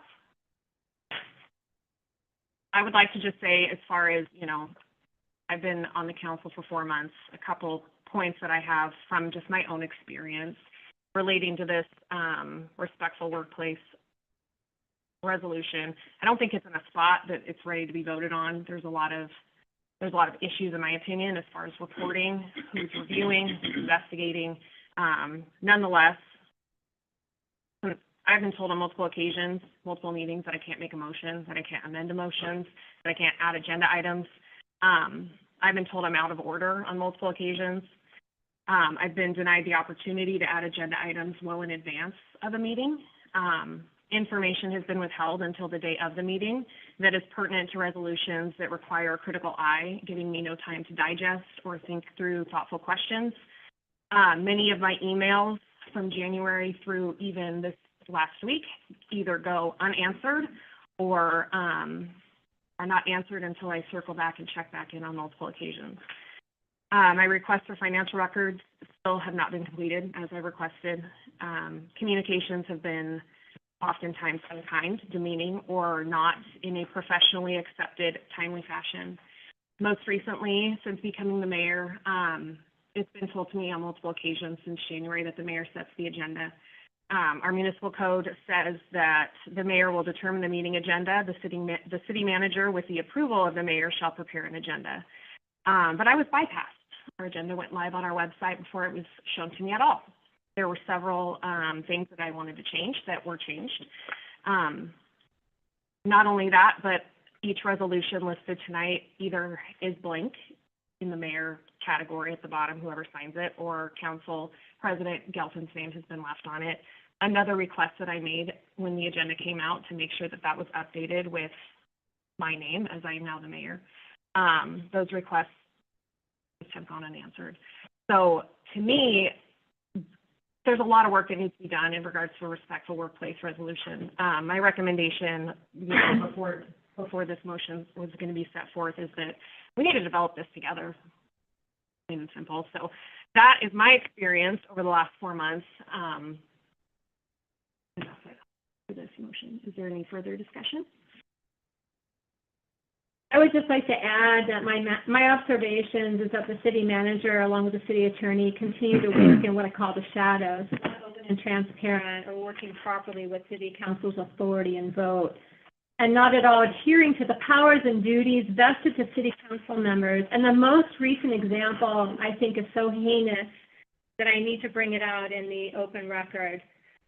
Both the city manager and the city attorney decided and went forward fighting the writ brought by Ms. Cunningham, which challenged the seat that is occupied by Councilor Hartman. They went forward without any vote by city council.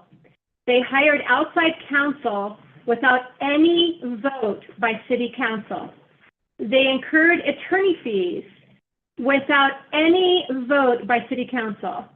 They challenged 2 Washington County judges and accused them of having bias without any vote, knowledge, or authority by city council. City council is also the client, and we also, per the municipal code, are supposed to manage the city attorney, but we were bypassed entirely. And I will remind our council that talking about this in executive session, there was no vote in executive session, and executive session is not the place. It should have been brought to an open meeting and never, ever was. They incurred attorney fees without any vote by city council. They challenged 2 judges without any vote. They treated us like we were not even important enough to get authority, knowledge, a vote, nothing. I find this to be unethical and reprehensible. The city manager and city attorney feel justified because they won this writ on a technical term of what is a publication. Of course, this is after they challenged 2 very reputable judges.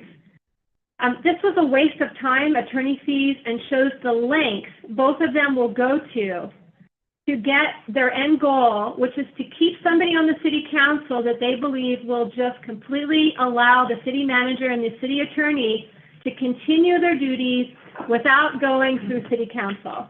And this is so disrespectful to us as city councilors who are doing our very best duty to follow and adhere to the Constitution, our charter, our municipal code, Robert's rules, and all to keep a wrongly appointed city councilor who they wanted.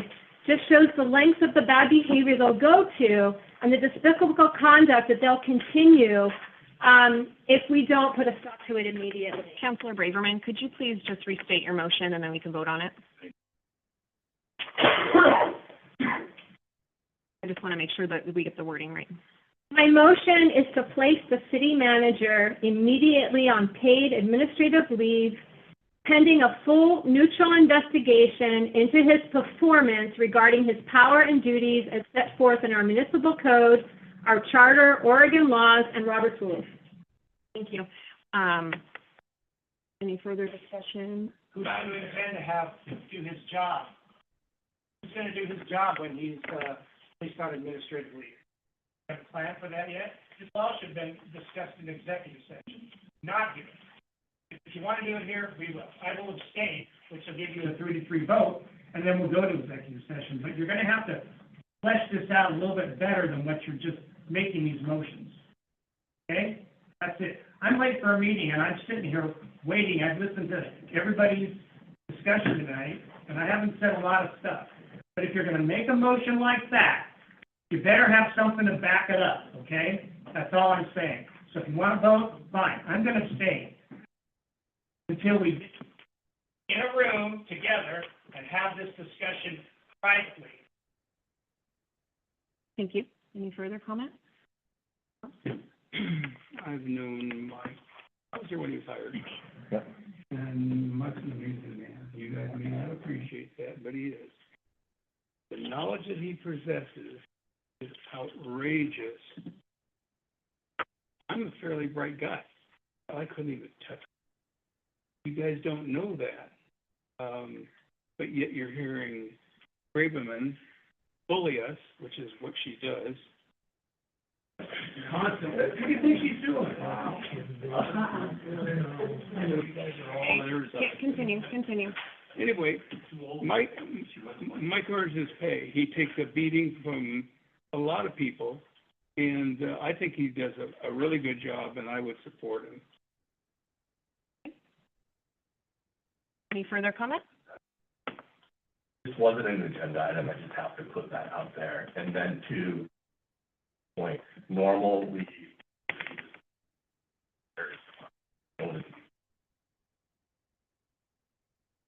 Well, we need to vote, and I can add to my motion, Mayor, that we do hire a neutral third party to come in and do a neutral investigation and help us put a plan into place so that to Councilor Ardidi's concern, that we have a neutral party in HR, maybe an interim city manager, an interim city attorney that can get us on the right path, find out what's going on behind the scenes, do a financial audit, and to the respectful workplace that the city manager has put forth. And according to Dawn, what's Dawn's last name? Dawn Mobley's comment, I think was very well said. The current respectful workplace has the city manager managing everything, and I don't think that's proper or helpful.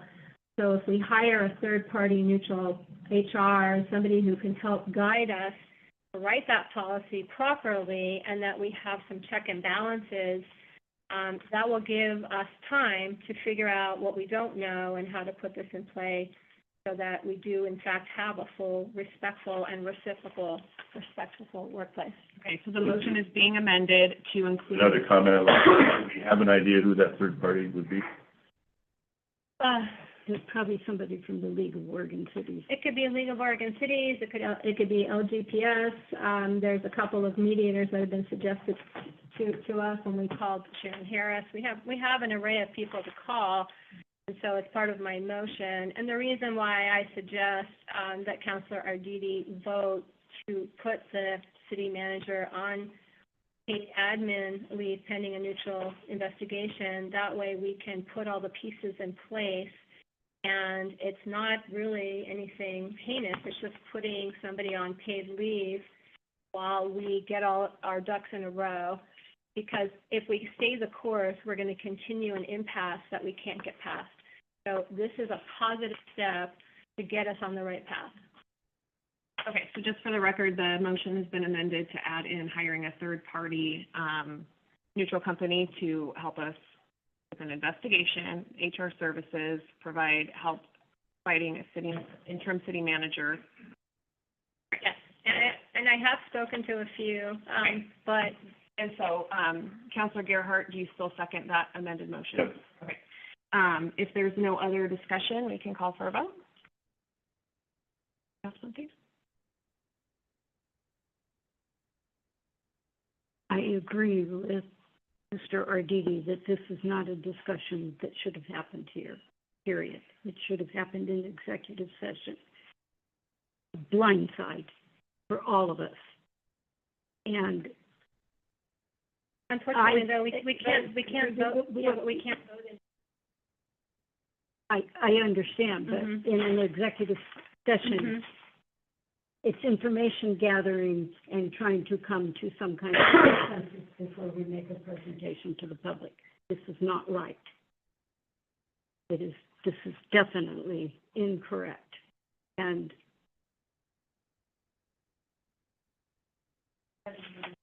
care for what it does or doesn't do, those are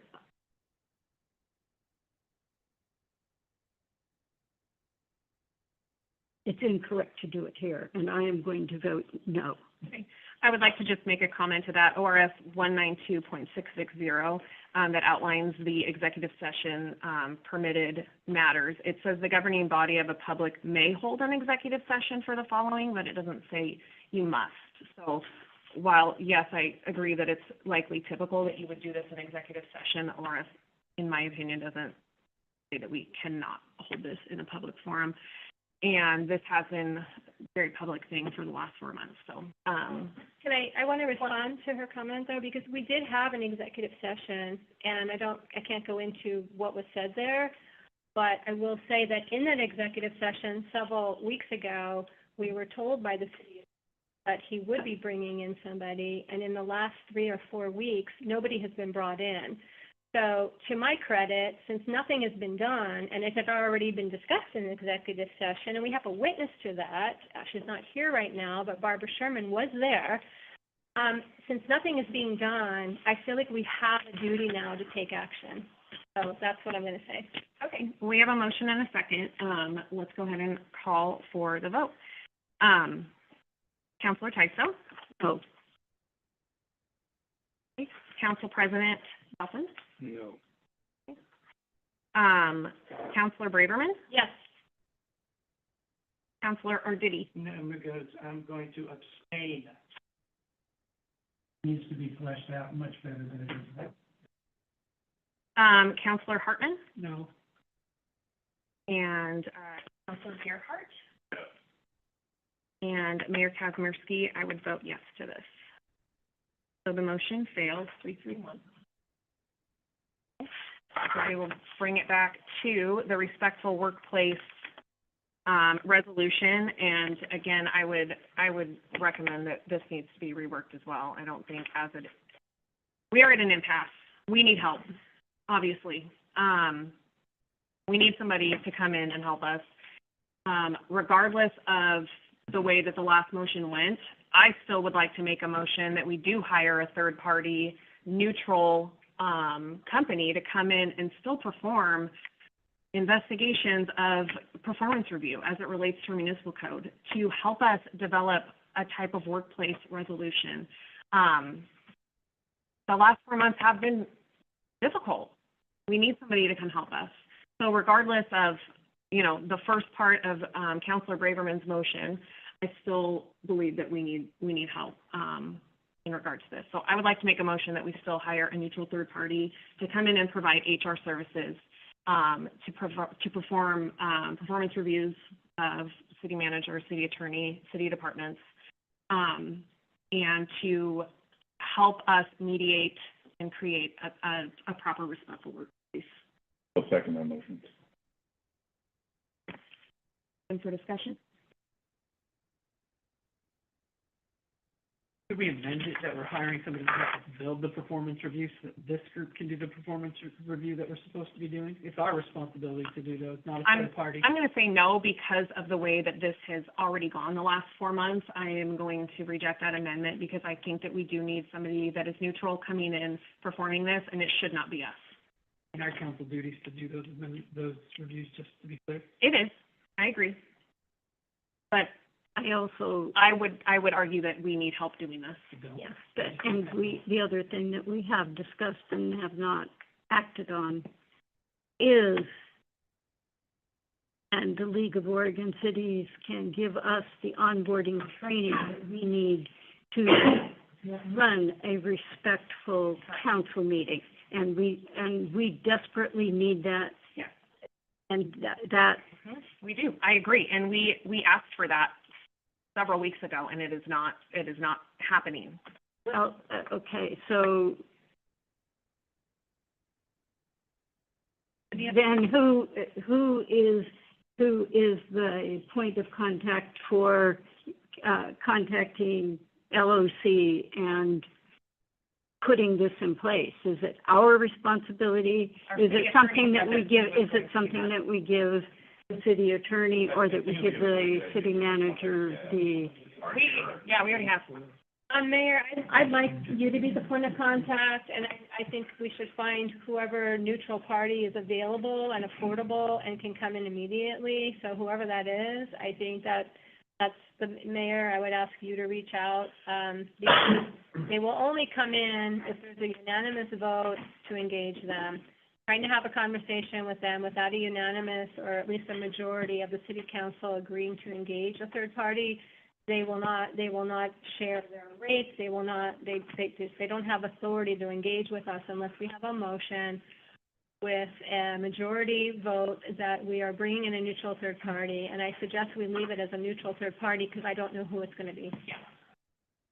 Yep, so my motion was to hire a neutral third party to, act as human resources to, perform performance reviews, city manager, city attorney, city departments, and to assist us in, creating a respectful workplace. And I just amended your motion to add that you, the mayor, should initiate that with authority from city council. Yes. May I interject, please? Yep. Is it in our purview to actually be the direct point of hire, or is that something that we need to direct? Not if we're, Well, let me, okay. I'd like an answer from the table over there. We both have, I mean, we're both part of the motion, so I don't feel comfortable giving you legal advice on that point. I would encourage you to call CIS, our insurer, and go through all of this with them. We did call them and we have talked to them. And to your point, Jan, And so the two of you have done this? I will say that I spoke to Sharon Harris, and she suggested mediation or a third party to come in and help us. She was unwilling to give further advice because she represents the city, and she told us to call the bottom line is we need help coming with something. And because our allegations, Jan, because we are making allegations against the city manager and the city attorney, the three of us have already asserted Who that are the three of you? the three elected city councilors. So Vince and you, and me. the three of you have made these allegations? We did. We brought. Well, I listed my experiences. Yes, we have. Ronnie brought up a good idea for us to hire. We actually have request for proposal process for public hiring, so. We should amend that too. Well, we first need to have the city council approve it. Okay. And we can't do that in an executive session because we need a vote. Well, I think Ronnie's saying we need a request for. Well, once we vote on it, then we would. So since there was only 6 of us on the council when the 3 of you were meeting and talking, then that makes it a public meeting. No, we had 7. Manellis was still on the bench when we talked to Sharon. Really? Yes. And I brought that up I brought it up already several times that we did this. I brought it up at that last executive session when I came in late. I actually. Anyway, I have a motion. Is there a second or? No. Second? Seconded, yeah. Okay.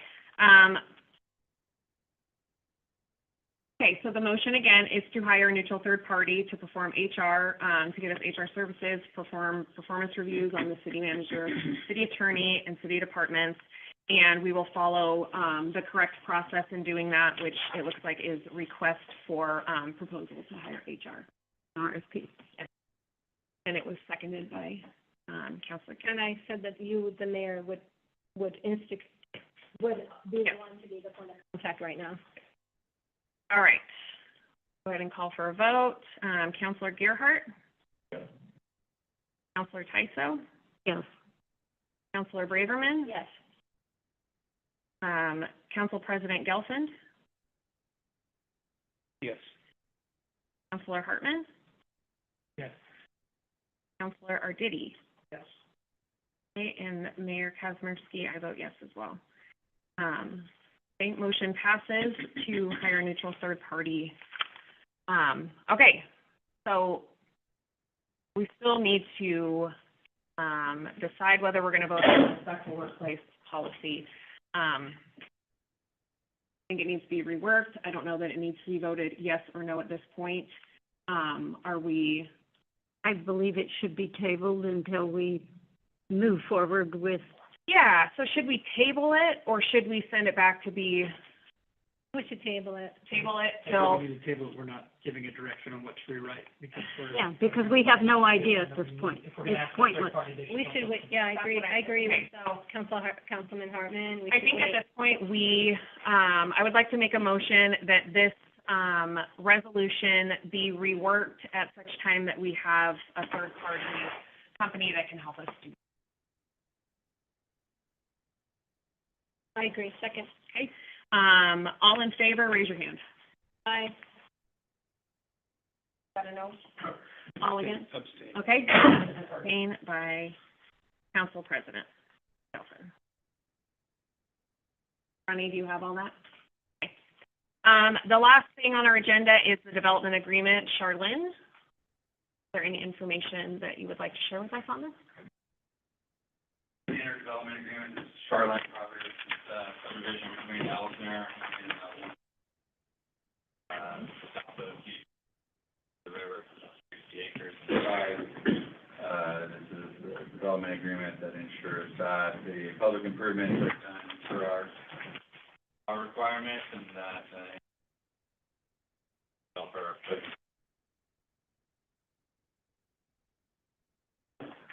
Discussion? I just don't have faith that we have all the correct information to rule on these motions. I think that the reason why we're hiring a third party is all accurate information before we make decisions. And so I would actually make a motion that we table this until we have a neutral third party to help us uncover anything that we don't know about accurately. I think we owe the citizens of King City at least that. Is there a deadline for this development agreement? I don't know, for sure. Okay, so I think it's safe that we could table it at least to the next meeting, and bring that out. Do we have a second? Okay, let's go ahead and take this to a vote. You had to leave. Vince is gone. Okay. Councilor Hartman? Table? No. No? Okay. Council President Gelfen? Yes. Councilor Tyso? What are we voting on? That we're going to table this To table it, until the next council meeting, or? pending finding out a deadline for this. Yes, I will vote yes to table it just until the next council meeting, not indefinitely. Okay. Councilor Braverman? Yes. Okay. Councilor Gearhart? Yes. And, Mayor Kazmersky, yes. So, motion passes 5-1. Okay. And, we did have, some of you may have seen on the agenda that we did have new business to discuss 4th of July activities. Our coordinator for those activities could not make it tonight, so we, have removed that, and it will be on our meeting agenda for the 21st. Can I just make a brief announcement about that? And, as part of all of this we're having right now, the 4th of July is an excellent time for us to try to the city, and the people who are organizing it, the KCCA people and the people who live in Edgewater, et cetera, are doing a wonderful job of making plans. And between decorated golf carts and classic cars, we all have an opportunity to ride in the parade. And we have banners that say counselor, and I did it last year. I was the only one that was around who was willing to do it, and it was an absolute blast. I got to ride in somebody's beautiful old white convertible, sitting up there waving like I was a princess and throwing out candy. And I loved every minute of it. And I think this is something that, and I know you are going to be vacationing away from here, so you can't do it. But I would encourage that the rest of us be committed to this parade. The mayor is definitely going to have the coordinator come to the next meeting and talk all about it, so Oh, yeah. we're looking forward to it. Unfortunately, a year ago, I planned a vacation not knowing that I would be here, so I'm so sad to miss it. But thank you so much. We'll hear a lot more. Oh, yeah. Next week, I would like to make a motion to adjourn into an executive session, to continue our discussions. Why? I think having a neutral third party will help us with that discussion. I'm gonna, the executive. All right, okay. I don't think they've been very fruitful to date. Who's the mayor here? She's allowed to talk At about, any time, right? she's allowed to talk about my motion, sure. Okay, so do I have a motion to adjourn? Motion to adjourn. Second, all in favor, raise your hand. All right. Thank you all.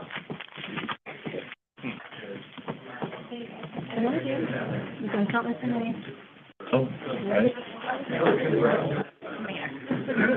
My name is Sandra Sarand.